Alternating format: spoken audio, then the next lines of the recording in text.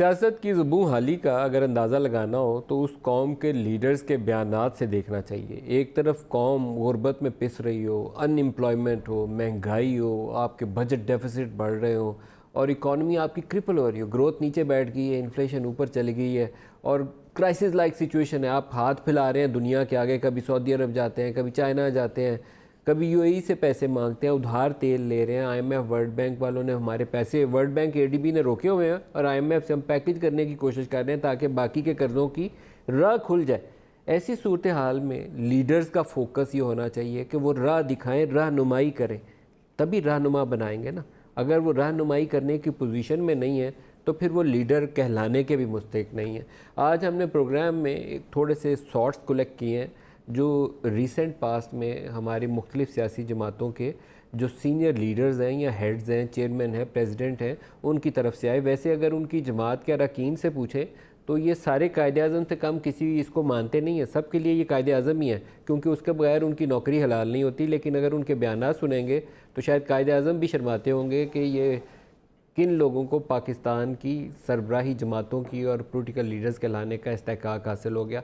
आज स्टार्ट करेंगे। एक हमने पहले पैकेज तैयार किया है जिसमें प्राइम मिनिस्टर इमरान खान जो अपनी जमात के सरबराह भी हैं और प्राइम मिनिस्टर भी हैं, और बिलावल भुट्टो जो चेयरपर्सन है पाकिस्तान पीपल्स पार्टी के, इनके बयान पहले आपको दिखाते हैं, फिर बाकी हिस्से में दूसरे बयान भी दिखाएंगे। दिखाएगा जी। दो जमातों ने 24,000 अरब रुपए का कर्जा चढ़ाया इस कौम के ऊपर। आप कितना जुल्म कर रहे हो इस मुल्क के अवाम के ऊपर ताकि आप अपना चंदा, अपना कर्ज वापस पे कर सकते हो। मेरे होते हुए इंशाल्लाह मैं आपको पूरा इंसाफ दिलवाऊंगा। खान साहब इंसाफ का बात करता था और हुकूमत सिर्फ और सिर्फ जुल्म करता है। जो पैसा हमें आप पे खर्च कर सकते हैं, आपकी तालीम पे, वो पैसा कर्जों की किस्तें अदा करने में जाता है। हम भी कर्जे लिए हैं लेकिन हमने बाकी सब हुकूमत के मुताबिक सबसे ज्यादा जॉब्स दी। क्या आपका ख्याल है कि इमरान इन चोरों को, इमरान खान इन डाकुओं को एनआरओ दे देगा?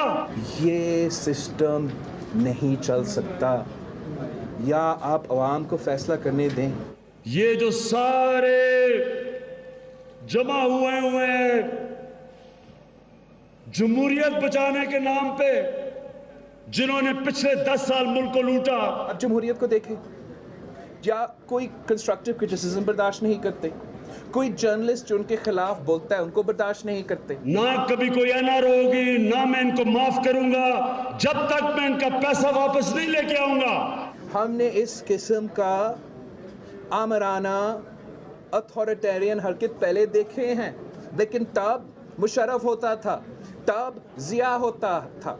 बिलावल भुट्टो साहिबा की तरह मर्द को औरत कहना, मर्द को के साथ तो कुछ नहीं होगा, लेकिन ये औरत के लिए क्या पैगाम है? मैं कोई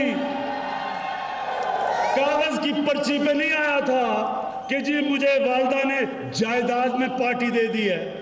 अगर आपने कुछ अच्छी बात नहीं करना तो बात ना करें। और बड़े मेहरबानी मैं शाह महमूद कुरैशी साहब से अपील करता हूँ कि आप अपना वज़ीर आज़म को अकेला ऐसा नहीं छोड़े किसी भी मुल्क। ये तो दो लीडर्स थे अपनी अपनी जमात के, कुछ और लीडर्स के भी बयानात आपको सुनवाने हैं। उनका मयार इससे ज़्यादा आपको सुन के तो सदमा होगा आपको। दिखाएगा जी वो पैकेज, दूसरा भी दिखाएगा। बिलावल भुट्टो साहिबा की तरह मैं कोई कागज की पर्ची पे नहीं आया था कि जी मुझे वालदा ने जायदाद में पार्टी दे दी है। मैं मेहनत करके आया था। नाम मुझे कोई सी जनरल जलानी ने मुझे उठा के तो वजीर आला बना दिया था। खान साहब समझती है कि इस किस्म का कमेंट दे के वो किसी को इंसल्ट कर रहा है तो वो सिर्फ अपने आप का इंसल्ट कर रहा है।